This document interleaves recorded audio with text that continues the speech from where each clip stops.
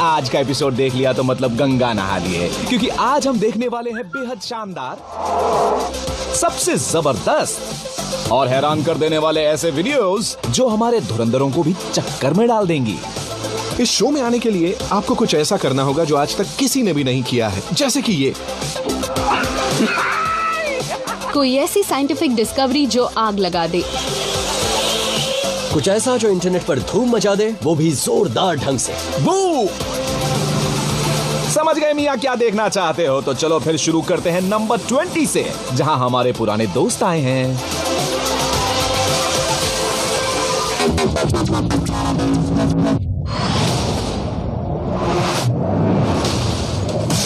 कई बार जबरदस्त वीडियोस बनाकर सुर्खियां बटोर चुके शेन हॉलगन उर्फ द स्पेस काउबॉय पहले भी हमें पानी के नीचे रोंगटे खड़े कर देने वाली तलवारबाजी और झटके मारती बिजली का खेल दिखा चुके हैं, पर आज ये ऐसा कुछ दिखाने वाले हैं जो पहले कभी नहीं देखा गया, जो बहुत खतरनाक है। ये धुआंधार रफ्तार से इनकी तरफ आ रहे एक तीर को पकड़ेंगे, वो भी आंखों पर पट्टी बांधकर। उन्हें तो अपना तीर नजर भी नहीं आ रहा। ये देखकर मुझे थोड़ा डर लग रहा है। इसे घर पे करने की तो क्या, कहीं भी करने की कोशिश मत कीजिएगा। उसने अचानक से तीर को हवा में ही पकड़ लिया। क्या बात है। आखिर आंखों पर पट्टी बांधकर शेन ने तीर को कैसे पकड़ा होगा? क्या इसका जवाब कोई दे सकता है?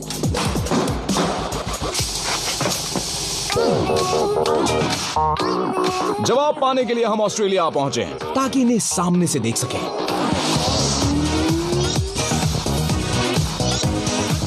अभी मेरे नाम पर इस तरह के अजीबोगरीब स्टंट्स करने के 54 वर्ल्ड रिकॉर्ड्स हैं। मुझे खतरनाक, अजीब और डराने वाले काम पसंद हैं। मैं अपने सामने ऐसी चुनौतियां रखता हूं जो ना दूसरे कर सकते हैं ना सोच सकते हैं। ये सब रियल है, ये सब लाइव होता है और बहुत खतरनाक भी है। वो सब तो ठीक है, पर आंखें बंद करके तीर कैसे पकड़ा होगा? इस स्टंट में सिर्फ एक नहीं बल्कि 4 तीरों से काम लिया गया है। इस कमरे में रखे ट्राइपॉड्स पर 3 तीर लगे हुए हैं और चौथा वाला तीर शेन के बो में लगा है। हर तीर एक टारगेट के पीछे है, जिसके पीछे बटन लगा हुआ है। तो जब तीर टारगेट से टकराता है, बटन दब जाता है, जिससे लैच रिलीज होता है और अगला तीर फायर होता है। शेन पहला तीर छोड़ता है और इसी से ये चेन रिएक्शन शुरू होती है।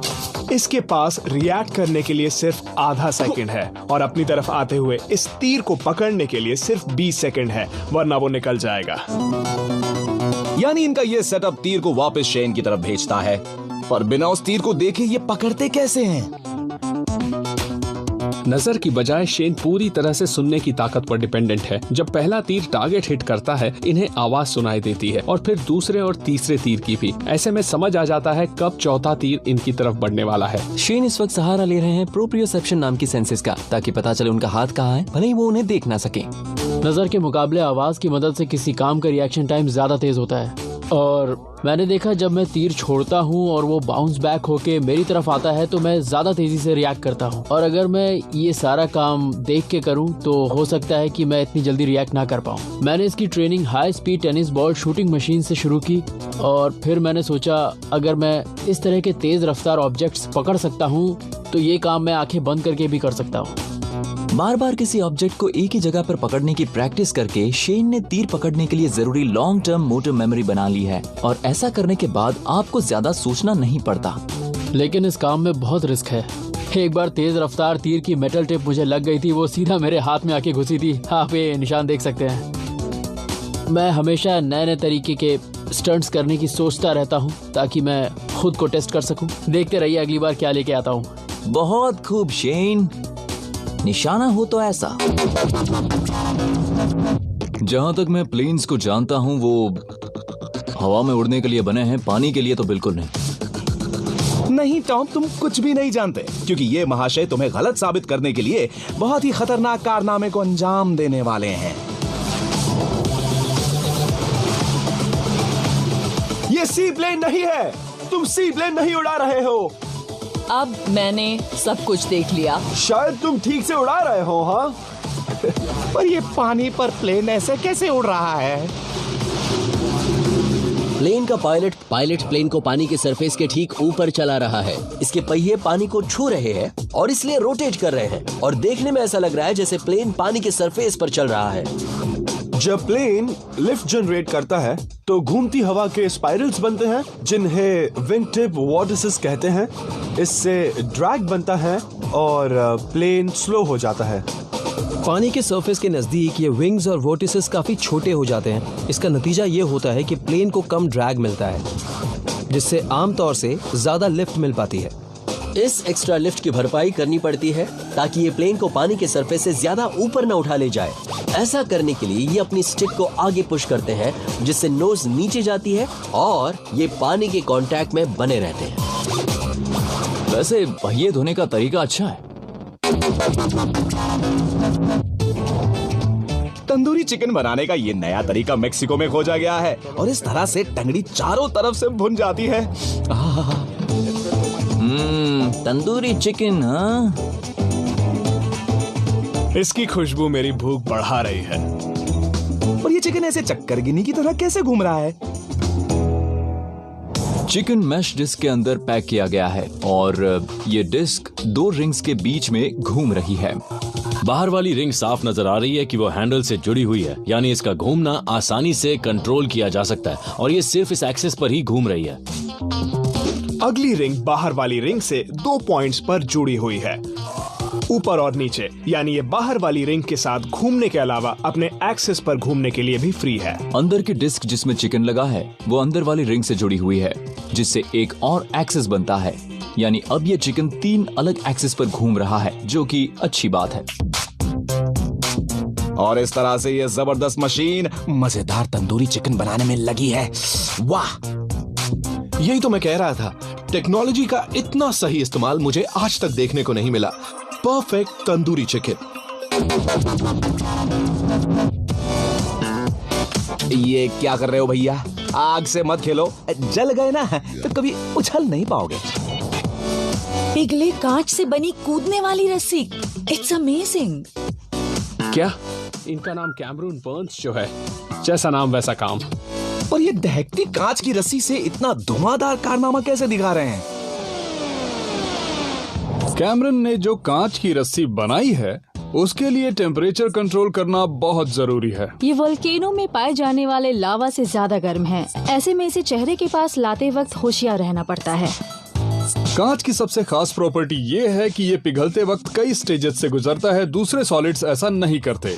यानी कांच को गर्म करने पर ये लचीला और इस तरह घुमाने लायक हो जाता है, पर उस पॉइंट पर नहीं पहुंचता जहां ये पूरी तरह से लिक्विड में बदल जाए। क्रिस्टल स्ट्रक्चर वाले सॉलिड में ऐसा नहीं होता, जैसे आइस क्यूब में, जो सॉलिड से लिक्विड बनते वक्त एक भी स्टेज से नहीं गुजरता है। कैमरन के पास मस्ती करने का ज्यादा समय नहीं है, क्योंकि जल्दी ये रस्सी ठंडी हो जाएगी और सख्त भी, जिसके चलते इसे इस तरह से घुमाया नहीं जा सकेगा। क्या कमाल दिखाया है, बस इसे खुद से चिपका मत देना। और अब बारी है थोड़े गाने बजाने की, वो भी एक नए तरह के इंस्ट्रूमेंट से।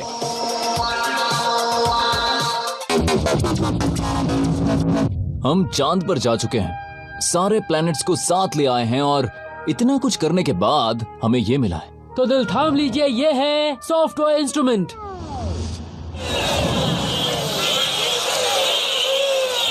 इसके बारे में क्या कहूँ पता नहीं। कुछ मत कहो कैरी, मैं हूं ना। ये है इंग्लैंड के सैम बैटल, जो मधुर संगीत बनाने के लिए 45 खिलौने इस्तेमाल करते हैं। जी हाँ। ये प्यारा सा इंस्ट्रूमेंट किसका है? कितना क्यूट है। इनी विनी विनी विनी, इनी विनी विनी विनी विनी। बस करो साद। वैसे इसकी आवाज ने तो 30 लाख लोगों को अपना दीवाना बना ही लिया है, चाहे इसका कीबोर्ड बहुत अजीब है।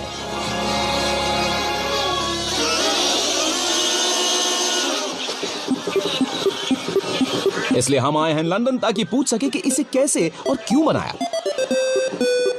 मैं हूँ सैम और मैंने ये फर्बी ऑर्गन बनाया है। इन छोटे क्रीचर्स को ऑर्गन के साथ आपस में मिलजुल कर काम करता देखकर अच्छा लगता है। ये म्यूजिक इन सब के साथ आने से बनता है। ये खिलौने हमेशा वैसा नहीं करते जैसा आप इनसे करवाना चाहते हैं। ये छोटे रॉक स्टार्स हैं। पर खिलौने गाते हैं, बात कुछ समझ में नहीं आई। सैम ने इन खिलौनों से एक शानदार ऑर्गन बनाया है। कितना मजेदार है ना। हर खिलौने में स्पीकर लगे हैं जिससे आवाजें निकलती हैं। साथ ही इनका मुंह, कान और आंखें कंट्रोल करने के लिए मोटर्स लगी होती हैं। और सैम ने इन्हें हैक कर लिया है। अब खिलौनों के स्पीकर से ऑर्गन की टोन निकलती है। हर खिलौने में 2 माइक्रो कंट्रोलर्स होते हैं। एक माइक्रो कंट्रोलर कान और मुंह को कंट्रोल करता है। दूसरा माइक्रो कंट्रोलर खिलौने के अंदर लगे स्पीकर को कंट्रोल करता है, जिससे वावल साउंड निकलता है और ऐसा लगता है कि थ्रोट के पीछे से आवाज आ रही है।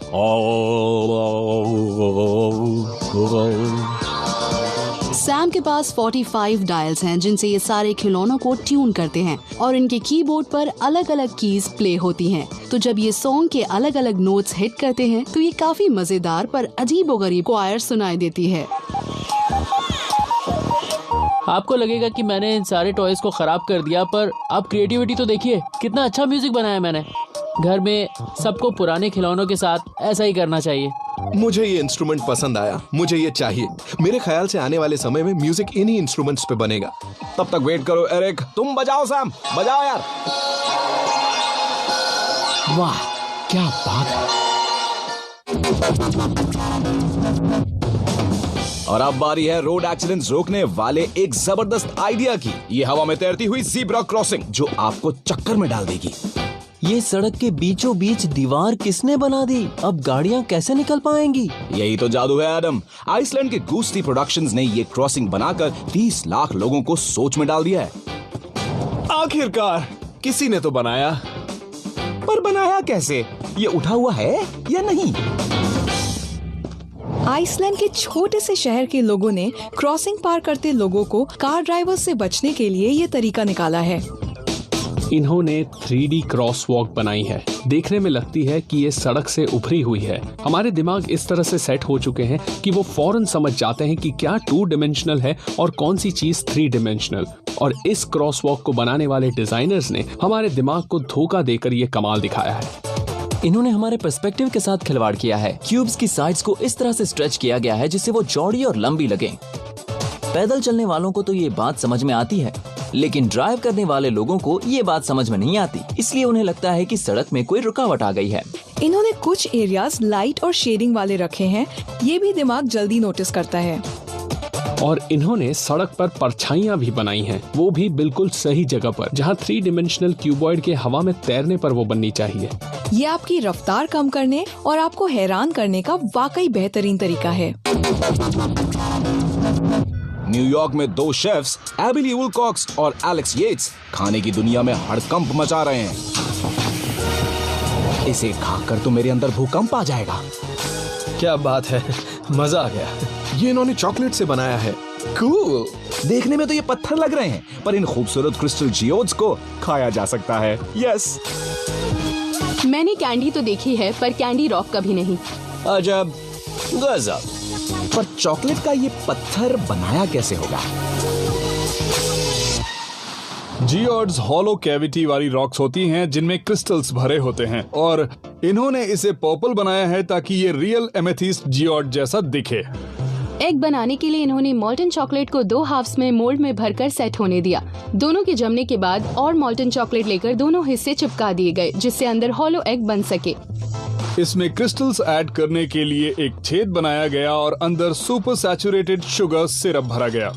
सिरप सुपर सैचुरेटेड है क्योंकि एबी और एलेक्स ने पानी गर्म करके उसमें ज्यादा से ज्यादा शुगर डिसॉल्व की, पर फिर इसे ठंडा कर दिया। इसको कलर देने के लिए इसमें फूड डाई भी मिलाई है। इस ठंडे टेम्परेचर पर सुपर सैचुरेटेड सोल्यूशन के शुगर मॉलिक्यूल्स कुछ खास खुश नहीं है। ये इस सॉल्यूशन से बाहर आना चाहते हैं। तो शुगर मॉलिक्यूल्स सॉल्यूशन से निकलते हैं, उसके इर्द गिर्द जमा हो जाते हैं। एबी और एलेक्स ने चॉकलेट के अंदर बढ़ने के लिए जो क्रिस्टल्स लगाए हैं उनसे चिपकने लगते हैं। 6 महीने लंबे प्रोसेस में ये शुगर सॉल्यूशन को कई बार ड्रेन करके बदलते हैं ताकि इसी तरह क्रिस्टल्स बनते रहें। ये एग रोटेट भी करते रहते हैं ताकि इसकी अंदरूनी सरफेस पर क्रिस्टल्स एक बराबर बढ़ते रहें।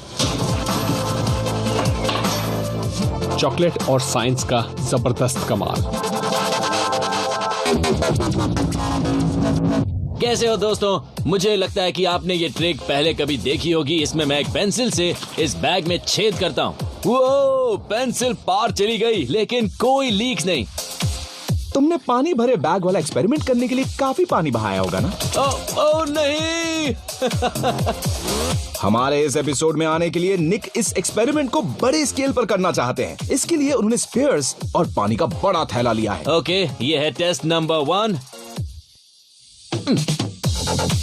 अब उस तरफ से पार निकालना है। बूया! वो क्या बात है, स्पेयर ने छेद तो किया पर पानी नहीं बहा। ये बैग के पार आ गया है। ये हुई ना बात, अब 2 स्पीयर्स हैं। ये कमाल दिखाने के लिए इसने अपना काफी दिमाग चलाया। साद, वो तो हम जानते हैं, पर क्या दिमाग चलाया वो पता लगाना है। कोई धुरंधर बता सकता है? बूम! ये शीट लॉन्ग मॉलिक्यूल्स की बनी है जिन्हें पॉलीमर्स कहते हैं। ये पॉलीमर्स आपस में स्पेगेटी की तरह उलझे होते हैं। जब ये बैग में स्पेयर घुसाते हैं तो छोटा सा छेद बनता है, और जब स्पेयर बैग में और आगे बढ़ता है तो छेद बड़ा हो जाता है और पॉलीमर मॉलिक्यूल्स उसके रास्ते से हट जाते हैं। पॉलीमर चेन्स छेद के आसपास रहती हैं और स्ट्रेच हो जाती हैं। फिर ये वापस कोलैप्स होना शुरू करती हैं, पर इनके रास्ते में स्पीयर आ जाता है और ये स्पीयर पर कोलैप्स करके उसे सील कर देती हैं। छेद के आसपास वाले पॉलीमर्स स्ट्रेच हैं, पर ये बैग इतना स्ट्रेच नहीं है कि फट सके, और इसीलिए स्पीयर घुसने पर ये बलून की तरह नहीं फटता। यानी निक सिर्फ एक्सपेरिमेंट नहीं करता, पढ़ाई भी करता है। गुड बच्चा। इसकी केमिस्ट्री वाकई जबरदस्त है। मेरा वादा है कि मेरा अगला एक्सपेरिमेंट होगा इससे भी ज्यादा बड़ा। ब्रेक से आए, केले पे अटके।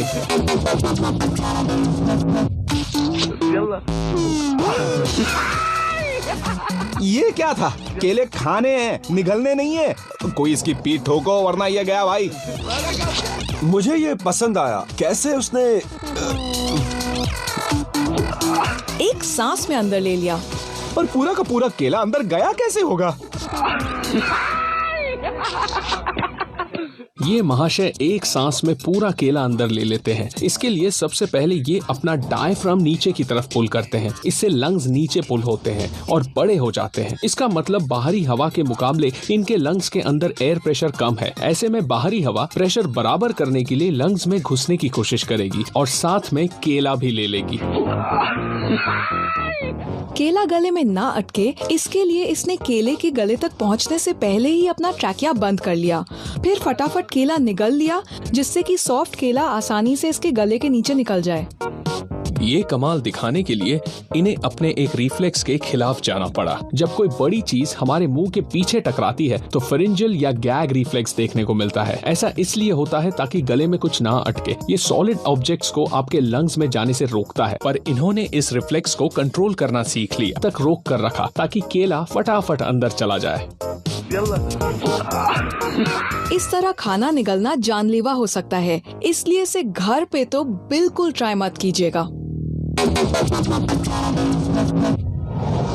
रस्सी कस ली? पहाड़ी से छलांग लगाने जा रहे हो? कोई दुख है क्या? 3, 2, 1, फेस, टिप इट। दुख नहीं है, ये इनका जुनून है।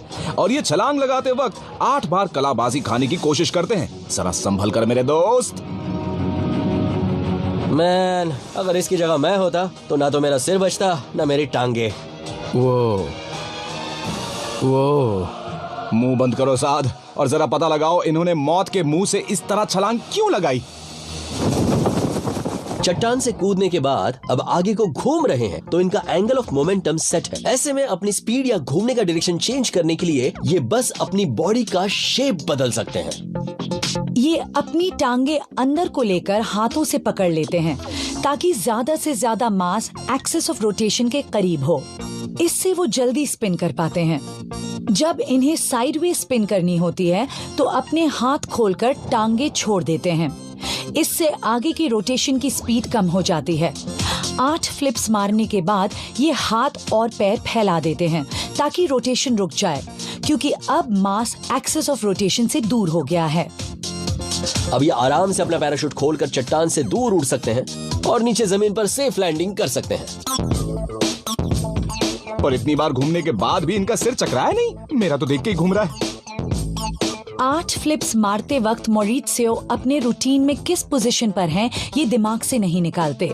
ये कब कहां पहुंच गए ये देखने के लिए चट्टान का ही रेफरेंस लेते हैं। ये स्पेस और टाइम में किस पोजीशन पर हैं ये समझने के लिए अपने वेस्टिबुलर और सोमैटोसेंसरी सिस्टम का भी इस्तेमाल करते हैं। इनका वेस्टिबुलर सिस्टम ओरिएंटेशन और मोशन का सेंस देने के लिए कानों के फ्लूइड का इस्तेमाल करता है, जबकि सोमैटोसेंसरी सिस्टम स्किन, जॉइंट्स और मसल के रिसेप्टर्स इस्तेमाल करता है ताकि किसी भी पॉइंट पर अपनी बॉडी की पोजीशन पता लगा सके। बार बार घूमने की प्रैक्टिस करके इन्होंने अपनी बॉडी की वेस्टिबुलर सिस्टम के कुछ सिग्नल्स इग्नोर करने की ट्रेनिंग ली है ताकि दूसरे लोगों की तरह घूमते वक्त इन्हें चक्कर ना आए। ये वही टेक्निक है जो बैलरीनाज और फिगर स्केटर्स इस्तेमाल करते हैं, पर ये अलग अलग प्लेन्स पर फ्लिप कर रहे हैं और ऐसा एक ही जगह पर बार बार घूमने से कम मुश्किल होता है, जबकि बैलरीनाज को एक ही जगह पर घूमना पड़ता है।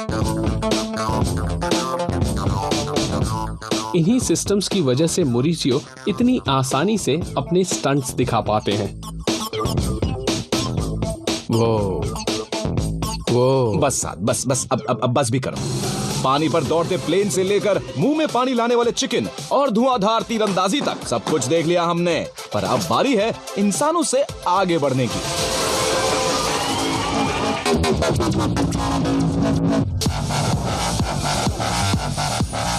साउथ कोरिया में आजकल बड़े लोग भी खिलौनों से खेल रहे हैं, जैसे कि ये रोबोट्स। रोबोट्स भी इंसान हैं, उन्हें भी काम से छुट्टी चाहिए। रोबोट्स के हक में ही लड़ाई लड़ो साइमन। वैसे ये रोबोट्स आराम नहीं कर रहे, बल्कि यहाँ स्की रोबोट चैलेंज में हिस्सा लेने आए हैं, चैंपियन बनने। कितने प्यारे हैं ना ये रोबोट्स। तो देखते हैं कौन जीतेगा और कौन लुढ़केगा। इस वीडियो में आप देखने वाले हैं कि कैसे रोबोट्स के बीच कंपटीशन होगा, और वो भी 80 मीटर की ढलान पर। इसे देखना बहुत मजेदार होगा। Robots multiple image recognition cameras और लेजर सेंसर्स की मदद से पता लगा लेते हैं कि फ्लैग पोल्स कहां पर हैं। इन्हीं सेंसर से ये भी पहचान लेते हैं कि कौन सा फ्लैग ब्लू है और कौन सा रेड। एक बार ये इस इलाके को समझ जाएं तो अपनी ट्रेजेक्टरीज खुद बना सकते हैं। ट्रेजेक्टरीज बदलने के लिए अपनी पोजीशन और स्कीज की ओरिएंटेशन भी बदल सकते हैं। ये रोबोट्स परफेक्ट नहीं है और इन्हें पता होता है कि किस तरफ जाना है। उसके बावजूद ये अपनी स्कीज को अक्सर सही से आगे नहीं बढ़ा पाते।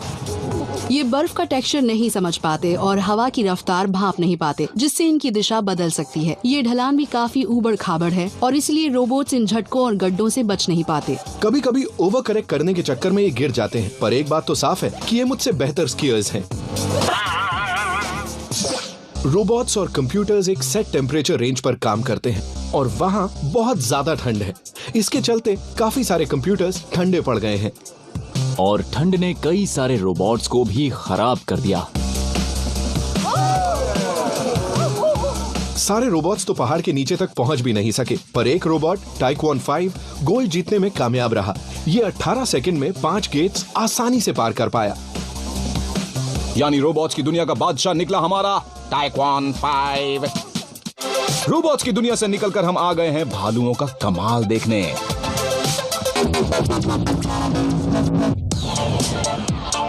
देखने में लग रहा होगा कि ये भालू कूड़ेदान में खाना तलाश रहे हैं, पर असल में ये साइंस की मदद कर रहे हैं। ये inter agency grizzly bear committee के लिए ऐसे प्रोडक्ट्स टेस्ट कर रहे हैं जो बेयर रेजिस्टेंट होने का दावा करते हैं।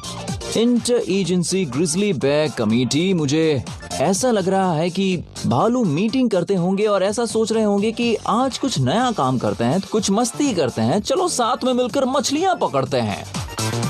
बिल्कुल सही सोचा एडम, ये भालू रिसर्च करने में मदद कर रहे हैं, है ना कमाल की बात।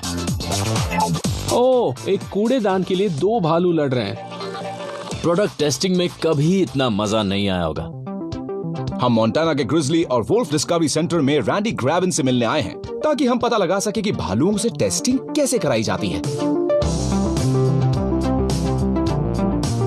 जब मैन्युफैक्चरर से हमें प्रोडक्ट्स मिलते हैं तो हम उनमें भालुओं का फेवरेट खाना भर देते हैं, चाहे वो पीनट बटर हो, मछली, मीट, शहद या कोई भी खाने की चीज। फिर उसे हम भालुओं के हैबिटेट में 60 मिनट या उससे ज्यादा देर के लिए रख देते हैं। फिर अगर भालू उसमें 1/4 इंच या उससे बड़ा छेद बनाने में कामयाब हो जाते हैं तो प्रोडक्ट फेल हो जाता है। नॉर्थ अमेरिका में सिर्फ हमारी ही एक फैसिलिटी है जहां बेयर रेजिस्टेंस कंटेनर टेस्टिंग होती है। पर भालुओं से ये सारे प्रोडक्ट्स टेस्ट कराने की जरूरत क्या है? चलो धुरंधरों, जरा इस पर रोशनी डालो। अगर किसी प्रोडक्ट को बेयर रेजिस्टेंट साबित करना है तो भूखे भालू के हाथों उसका टेस्ट करने से बेहतर क्या होगा। एक भालू जो वजन में 450 किलो तक हो सकता है। ये प्रोडक्ट बनाना आसान नहीं है। साइंटिस्ट्स ने पता लगाया है कि एक भालू के पास 5 आदमियों की ताकत होती है। ये भालू जिन कंटेनर्स पर हमला कर रहे हैं इनमें बहुत से बेयर रेजिस्टेंट मैकेनिज्म लगे हुए हैं, फिर चाहे वो ये डब्बा हो या फिर ऐसे लॉक्स जिसे सिर्फ इंसान ही खोल सकता है। पर मुझे बताओ कि बेयर रेजिस्टेंट कंटेनर्स की जरूरत ही क्या है? भालुओं की सूंघने की ताकत जबरदस्त होती है, इंसानों के मुकाबले 2100 गुना बेहतर, इसलिए ये कूड़ेदान की छोटी सी दरार से भी खाना सूंघ लेते हैं। भालू को किसी मरे हुए जानवर की गंध लगभग 32 किलोमीटर दूर से आ जाती है। भालू खाना तलाशने में बहुत माहिर होते हैं और अब इन्हें अजीबोगरीब जगहों जैसे लोगों के इर्द गिर्द, शहर के बाहर और खासकर कैंप साइट्स पर खाना मिलने लगा है। अजीब बात है, इंसानों का कूड़ा खाने के चक्कर में कुछ भालू तो सर्दियों में हाइबरनेट करना ही छोड़ रहे हैं। कूड़ेदान को बेयर रेजिस्टेंट बनाने के पीछे बस यही मकसद है कि भालुओं को इंसानों से दूर रखा जाए। अगर इन्हें कूड़े की बदबू नहीं आएगी तो ये जंगल में रहेंगे, जो इनके लिए बेहतर है और हमारे लिए भी।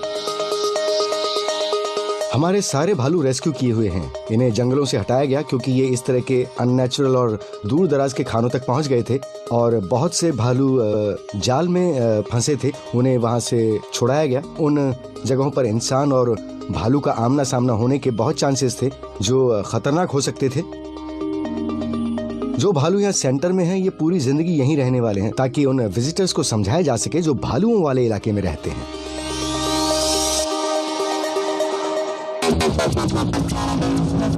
साइंस के पास हर प्रॉब्लम का सलूशन होता है। अगर आप चप्पू लाना भूल गए तो इतना बड़ा एक्सकवेटर कब काम आएगा? सही कहा एडम, जब पास में हो एक्सकवेटर तो नाव चलाने की नो फिक्र। और वियतनाम के ये सेलर्स इस तरह से नाव चलाकर वाकई सबको हैरान करने में कामयाब हो रहे हैं। इन लोगों ने क्या तरकीब निकाली है। इस तरह से नाव चलाने के तरीके ने इंटरनेट पर सबके होश उड़ा दिए हैं। सब हैरान हैं। मैं सच कह रहा हूँ, इस तरह की नाव मैंने आज से पहले कभी नहीं देखी। पर एक्सकवेटर से नाव चल कैसे सकती है? देखने में थोड़ा अजीब लगेगा, पर एक्सकेवेटर की मदद से नाव चलाना वाकई काफी जबरदस्त आइडिया है और एक तरह से ये पैडलिंग की तरह ही काम करता है। पैडलिंग से नाव कितनी तेज चल सकती है, इसके लिए हमें कंजर्वेशन ऑफ मोमेंटम समझना होगा। मोमेंटम मास और वेलोसिटी का प्रोडक्ट है। इसका मतलब पानी का पीछे जाने का मोमेंटम और नाव के आगे बढ़ने का मोमेंटम, ये दोनों हमेशा सेम रहते हैं। ज्यादा पानी को धीरे धीरे मूव करने में कम एनर्जी लगती है, जबकि कम पानी को जल्दी जल्दी मूव करने में ज्यादा एनर्जी लगती है। इतना बड़ा पैडल काफी एनर्जी बचाता है। ऐसे में नाव आगे को तेजी से बढ़ती है और इस बात से भी फर्क नहीं पड़ता कि हर स्ट्रोक के बीच में एक साइड से दूसरी तरफ जाने में समय लगता है। कोई चप्पू से गड्ढा खोदने में लगा होगा क्योंकि उसका एक्सकवेटर तो यहाँ पर है। यहाँ पिघलता हुआ मेटल बह रहा है लगभग 11,000 डिग्री सेल्सियस पर असल में ये कितना गर्म है, इसे चेक करने के लिए ये महाशय इसे छूकर देखेंगे। ये ऐसा कैसे कर लेता है? ये पागलपन है। मुझे लगता है हमें इसे रोकने की जरूरत है। एक दो बार और इसने ऐसा किया तो वो हाथ खो देगा। पर ये सब जानबूझकर अपना हाथ दांव पर लगा रहे हैं या कोई ट्रिक जानते हैं जिसका ये कमाल है? ये ऐसा कारनामा करके दिखा पा रहा है तो सिर्फ और सिर्फ लाइडेन फ्रॉस्ट इफेक्ट की वजह से। ऐसा तब होता है जब लिक्विड अपने बॉइलिंग पॉइंट से ज्यादा गर्म किसी चीज के बहुत करीब आ जाता है। इस आदमी ने हाथ पर पानी लगा रखा है, यानी लिक्विड की बाहरी लेयर फौरन बॉयल हो जाएगी, जिससे गैस की इंसुलेटिंग लेयर बन जाएगी। हालांकि ये इंसुलेटिंग लेयर बहुत ही कम देर के लिए हाथ को बचा सकती है, इसलिए ये अपने हाथ को इतनी तेजी से हटा लेते हैं। ये बहुत ही ज्यादा खतरनाक है। ऐसा कुछ घर पर ना करें और ना ही आसपास के किसी कारखाने में जाकर। फ्रैंक कोवाल्स्की और मैरी पावर आम नाव से बोर हो गए थे, इसलिए पलटी खाने वाली नाव बना ली, थंडर चाइल्ड। अब हम सबसे मुश्किल काम करने जा रहे हैं। नेवी, लॉ एनफोर्समेंट और रिसर्च एंड रेस्क्यू के लिए बनी इस क्रूजर की काबिलियत पर फ्रैंक और मेरी को इतना यकीन है कि टेस्ट के दौरान वो खुद कैबिन में मौजूद हैं। भैया मुझे तो अपनी आम बोट ही ज्यादा पसंद है। इस तरह ही उन्हें टाइटैनिक के बारे में सोचना चाहिए था। अब जब पलटती हुई बोट को देख लिया है तो इसे बनाने वालों से भी मिल ही लेते हैं, और इसलिए हम आयरलैंड आए हैं इनसे मिलने। जब हमने कैबिन में रुकने का फैसला किया तो सबको लगा कि शायद हम दोनों पागल हो गए हैं। 180 डिग्री पर उल्टे लटके रहना काफी मुश्किल था। आपको लगता है कि आप खुद को संभाल सकते हैं, लेकिन आप नहीं संभाल पाते। आप पूरी तरह से हार्नेस के भरोसे होते हैं। सारा खून सिर में आ जाता है और फिर आप टेस्ट जल्दी से पूरा करके लौटना चाहते हैं। हाँ, मुझे ये करके बहुत अच्छा लगा। पर ये बोट ऐसे पलटी मार कैसे लेती है? इन लोगों ने अपनी सेल्फ राइटिंग बोट को टेस्ट किया और इन्हें इतना कॉन्फिडेंस है कि ये खुद को पलट लेगी और सीधी हो जाएगी कि ये टेस्टिंग के दौरान उसके अंदर ही थे। ये टेस्ट करने के लिए इन्होंने क्रेन से एक स्ट्रैप को लटकाया है। ये स्ट्रैप पूरी तरह से नाव के नीचे तक जाता है और नाव के नीचे से घूमते हुए दूसरी तरफ अटैच किया जाता है और फिर इस तरफ से ये स्ट्रैप खींचने से ये नाव को इस तरफ से नीचे खींचता है, जिससे टर्निंग फोर्स बनता है और पूरी नाव 180 डिग्री तक पलट जाती है। और इतना ही नहीं, एक बार 180 डिग्री के निशान को पार करने के बाद ये खुद को सीधा कर सकती है और 360 डिग्री तक घूम जाती है। नाव पर अब दो मेन फोर्सेस लग रही हैं। फोर्स ऑफ ग्रेविटी इसे नीचे खींच रही है और फोर्स ऑफ बोयेंसी जो इसे ऊपर उठा रही है। बोट का एक सेंटर ऑफ बोयेंसी होता है जो ऊपर लगने वाले सारे बोयेंट फोर्सेस की एवरेज पोजीशन होती है। इसका सेंटर ऑफ मास भी है जो नीचे की तरफ लगने वाले ग्रेविटी फोर्स की एवरेज पोजीशन होती है। नाव खुद को वापस सही कर ले, इसके लिए इसमें बड़ा, मजबूत और बॉयेंट केबिन बनाया जाता है। अब केबिन पर बॉयेंसी फोर्सेस काम करेंगे और इसे वापस ऊपर ढकेलने में आगे रहेंगे। नाव में सेंटर ऑफ मास भी नीचे है और इसका मतलब नाव का डूब जाना बहुत ही मुश्किल है। आमतौर पर सेंटर ऑफ मास पानी के नीचे होता है। अगर नाव डूबती है तो सेंटर ऑफ मास ऊंचा हो जाता है। ग्रेविटी इसे वापस नीचे खींचने की कोशिश करती है और तभी नाव को डूबने से रोकने का काम करता है सेंटर ऑफ मास को नीचे खींचने वाली ग्रेविटी और बोट को ऊपर उठाने वाली बॉयेंसी का कॉम्बिनेशन। ये बोट इतनी बड़ी है कि इसे पलटने के लिए क्रेन को 6000 किलो की ताकत लगानी पड़ी। यानी अल्टी हो या पलटी, पर यह नाव हमेशा सीधा निकलती। ये बोट कमाल की है। अच्छा हुआ इसे बनाया गया है। इससे कई जिंदगियां बचाई जा सकती हैं, पर फिर भी मैं इसमें कभी नहीं बैठने वाला हूँ।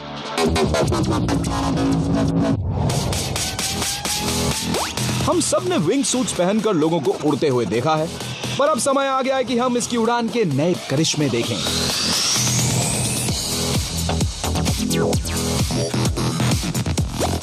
क्या बात है, ये इस तरह से वापस हवा में कैसे उड़ गया? वाह! इसका मतलब नीचे गिरती हुई चीज कभी कभार वापस लौटकर ऊपर भी आ सकती है। हो सकता है मियां इन लोगों ने वाकई साइंस के नियमों की धज्जियां उड़ा दी हैं और पूरे आसमान में कब्जा कर लिया हो। कैसे? मुझे भी जानना है कैरिन, आखिर ये वापस ऊपर कैसे आ जाते हैं?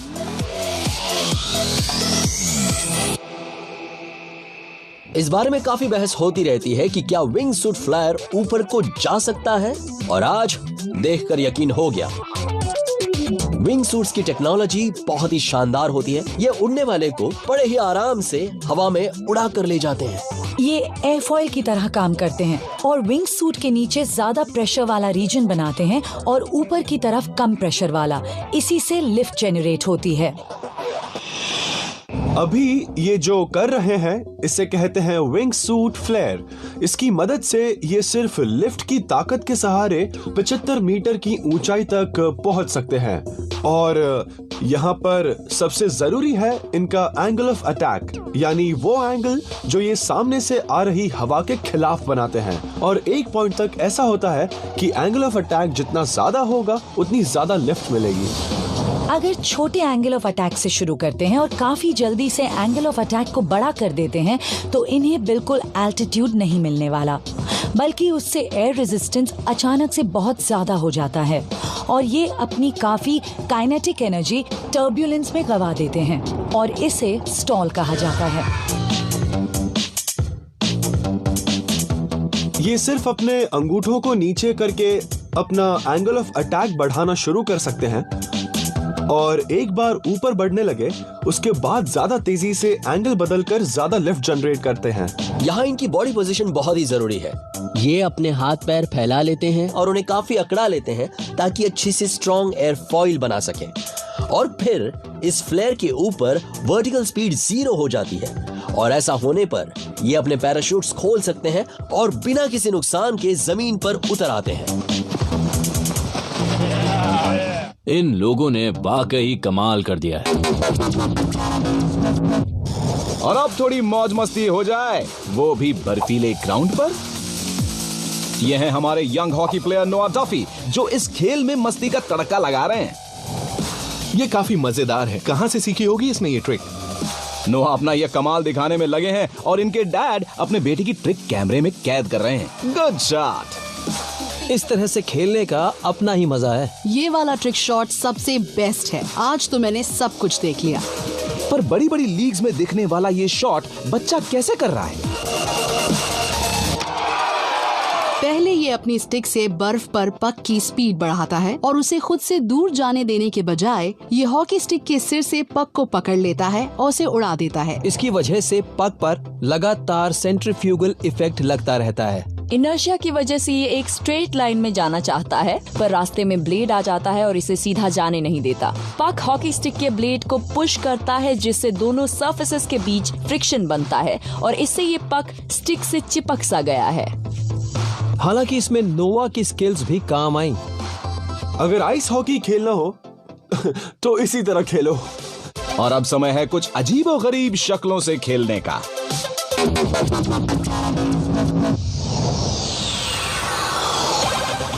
साची रशिया में हुए विंटर ओलंपिक्स में बहुत से हैरान करने वाले पल आए, पर विजुअल आर्टिस्ट आसिफ खान ने अपनी अनोखी कला से वाकई हर किसी का दिल जीत लिया।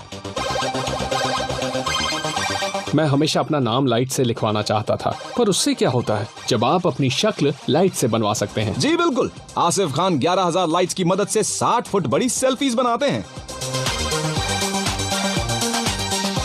ये वाकई कमाल है। ये सेल्फी शानदार है।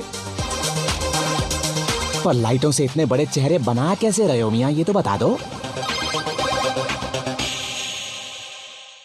इस शानदार वॉल में 11,000 कलर चेंजिंग LEDs लगी हैं, जो किसी भी इंसान की शक्ल में ढल सकती हैं। हर LED एक एक्सटेंडेबल सिलेंडर के सिरे पर लगी हुई है, जिसे एक्चुएटर भी कहते हैं। ये एक्चुएटर एक मोशन सिस्टम होता है जो LED को बाहर 2 मीटर तक की दूरी तक ढकेल सकता है। पार्टिसिपेंट्स एक 3D फोटो बूथ में जाते हैं, जहां उनके चेहरे की अलग अलग एंगल से 5 इमेजेस ली जाती हैं। फिर ये इमेजेस कंप्यूटर में भेजी जाती हैं, जहां इनकी एक 3D इमेज बनती है। फिर ये डेटा एक्चुएटर्स के पास जाता है, जो आगे पीछे होकर उस चेहरे की 3D इमेज बना देते हैं। ये हर LED का कलर और लाइटिंग एडजस्ट करते हैं और ध्यान रखते हैं कि दिन में कब कैसी रोशनी है। जब चेहरा वॉल पर नजर आता है तो करीब 3,500 गुना बार मैग्नीफाई होकर दिखता है। यानी ये चेहरा स्टैचू ऑफ लिबर्टी के चेहरे से भी बड़ा है। मैं तो फुल बॉडी पोज देने की सोच रहा हूँ। ये बात हकीम, क्या बात है, वाह क्या पोज है।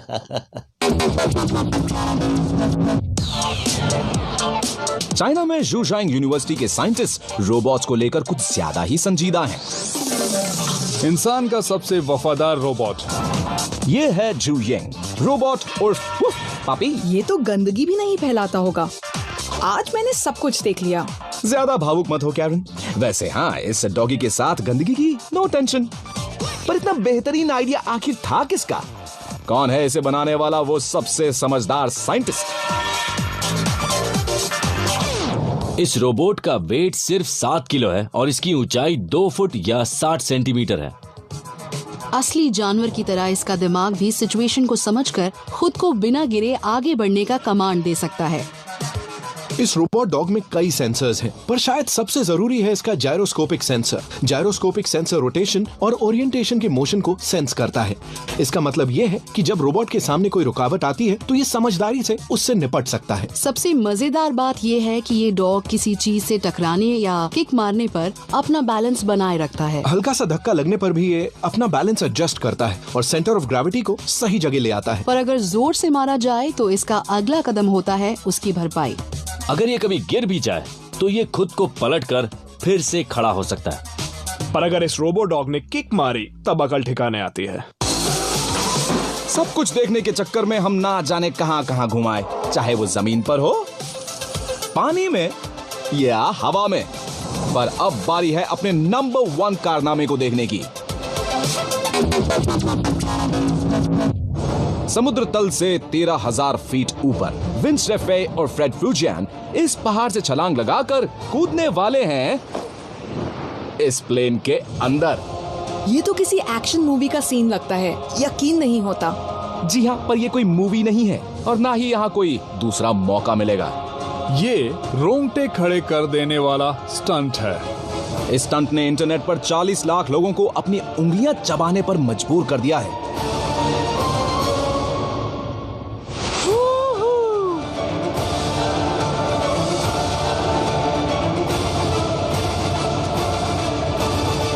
यस! ये तो नंबर 1 होना चाहिए, इसीलिए हमने इसे नंबर 1 पर रखा। इससे आगे और क्या हो सकता है? इस तरह रोंगटे खड़े कर देने वाली छलांग लगाने का आइडिया इन दोनों को कहां से मिला, ये खुद इन्हीं से जानेंगे। एक साल पहले मुझे सपना आया। मैंने देखा कि मैंने पहाड़ से छलांग लगाई और उसके बाद मैं प्लेन में घुस रहा हूँ। फिर मैंने सोचा क्यों ना इसे पूरा किया जाए।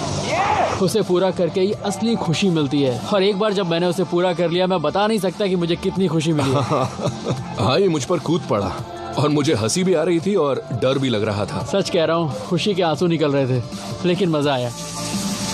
पर फ्लाइट के अंदर जाने में ये कामयाब कैसे हुए?